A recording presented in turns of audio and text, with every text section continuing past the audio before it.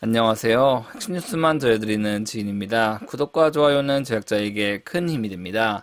우크라이나 사태가 아직까지도 지속되고 있습니다. 미국장이든 한국장이든 소폭의 반등이 꾸준히 나오고 있으나 이를 다른 시각으로 보자면 지속적으로 장은 좋지 않은 상황입니다. 3월 미국 금리 인상도 있어 아직까지도 불투명한 시장이 계속되고 있습니다. 다만 3월 9일 대선 그리고 2분기 내로 결정될 레드백 최종 수주 등 굵직한 이벤트가 기다리고 있기에 이를 체크해보려는 시간을 가지려고 합니다.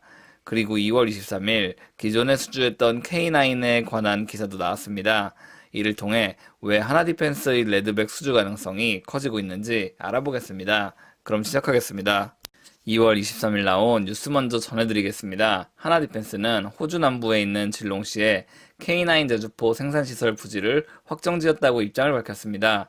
지난해 말 하나디펜스가 수주한 물량은 AS9 30문, AS10 15대입니다. 즉 총 45대의 물량을 생산할 계획입니다. 이 부지에서 3월부터 공장 착공이 이뤄지며 2년 후 생산 설비는 완공됩니다. 그리고 본격적으로 관련 물량을 생산하게 됩니다.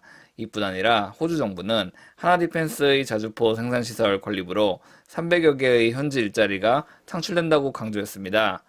그런데 여기서 뭔가 의문을 가질 만한 부분이 있습니다.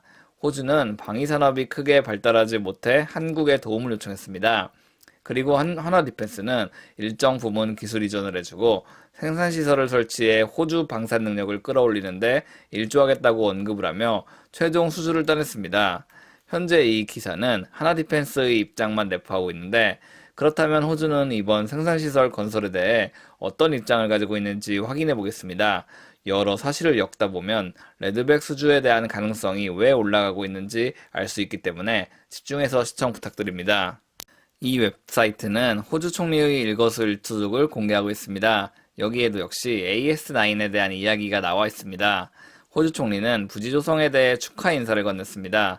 그런데 이 내용 외에 하나디펜스가 언급한 사실과는 또 다른 내용이 포함되어 있습니다. 뭐냐 하면 태즈메니아에 위치한 호주 방산업체 엘핀스톤이 AS9과 AS10에 대한 포탑 선체를 제작한다는 내용입니다. 제가 항상 말했듯이 호주는 자국 방산업을 키우고 싶어 합니다. 따라서 AS9 생산도 하나디펜스의 능력만으로 제작되는 것이 아니고 엘핀스톤의 부품이 일부 포함돼 제작됩니다. 즉 엘핀스톤이 포탑과 선체를 만들어 호주 남부 질롱시의 AS9 생산 공장에 전달하게 되고 하나디펜스는 이를 활용해 완성품을 만들 것입니다. 그리고 호주 총리는 태즈메니아 지역 주민들의 일자리가 커지고 소득 수준이 올라갈 것이기 때문에 하나디펜스의 프로젝트에 매우 우호적인 입장을 표명했습니다. 지도를 보시면 호주 남부에 질롱시가 있고 태즈메니아는 섬으로서 조금 아래에 위치해 있습니다. 별도의 섬이기 때문에 호주 총리는 태즈메니아 주민들의 소득을 어느 정도 신경 써야 합니다.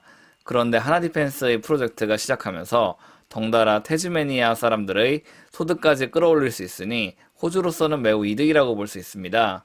이 프로젝트를 통해 호주 총리는 주민들의 지지를 이끌어내고 있습니다. AS9 프로젝트는 장기적으로 진행되기 때문에 그동안 태즈메니아주 사람들도 지속적으로 수혜를 입게 될 것입니다. 섬에 동떨어져 있으나 본토에서의 이익을 공유할 수 있다는 말이죠. 그렇다면 이 AS9 프로젝트 그리고 태즈메니아 포탑과 선체 생산이 레드백과 어떤 관련이 있는지 알아보겠습니다. 엘핀스톤이라는 업체를 보자마자 저는 작년 관련 기사가 생각났습니다. 2021년 6월 2일 기사입니다. 과거 기사를 살펴보면 하나디펜스는 이미 보병 전투 장갑차 도입 사업을 추진하기 위해 엘핀스톤과 손을 잡았습니다. 다들 아시다시피 보병 전투 장갑차 도입 사업에서 하나디펜스가 내세운 제품은 레드백입니다. 즉 레드백에 적용하기 위한 선체를 확보하기 위해 엘핀스톤과 접촉했다고 볼 수 있죠. 이 기사에서도 호주 정부는 방산 기술력을 끌어올리기 위해 하나디펜스와 현지 기업과의 협력을 요구하고 있다고 말하고 있습니다. 엘핀스톤은 과거 45년간 광산 개발 설비에 대한 사업을 해왔으며 세계 1위 건설기계 업체 캐터필러의 OEM 사업을 담당하기도 했습니다. 즉 선체 관련 기술은 이미 세계 최고 수준이라는 말이죠. 그리고 앞서 말했듯이 엘핀스톤은 선체 기술을 활용해 부품을 제작하고 AS9 제작을 위해 질롱시에 있는 생산기지에 부품을 공급하게 됩니다. 즉 이미 호주 정부, 하나디펜스, 엘핀스톤과의 관계는 끈끈하다는 말입니다. 이는 그대로 레드백에도 적용됩니다. 호주 정부는 이 같은 끈끈한 관계를 보병 전투 장갑차 도입 사업에까지 이어가고 싶어 할 것입니다. 그렇기 때문에 이 같은 협력사 관계를 보고 저는 레드백이 최종 수준에서 이길 가능성이 높다고 보고 있는 것입니다. 이 같은 관계를 구축하는 것이 정말 쉽지 않은 일이기 때문이죠. 오늘은 AS9 생산기지 그리고 엘핀스톤 협력사에 대해 체크해봤습니다. 그리고 이를 좀 더 확장시켜 레드백 수주 가능성에 대해서도 언급해봤습니다. 방산업 같은 경우는 방사청 또는 국방부 핵심 인력 그리고 하나디펜스나 카이 현직자 빼고는 절대 현황을 알 수 없습니다. 하지만 주어진 조건 하에 여러 시나리오를 써보고 이를 토대로 투자한다면 충분히 주식시장에서 승리할 수 있다고 저는 보고 있습니다. 제가 준비한 소식은 여기까지입니다. 지금까지 핵심 뉴스만 전해드리는 지인이었습니다. 감사합니다.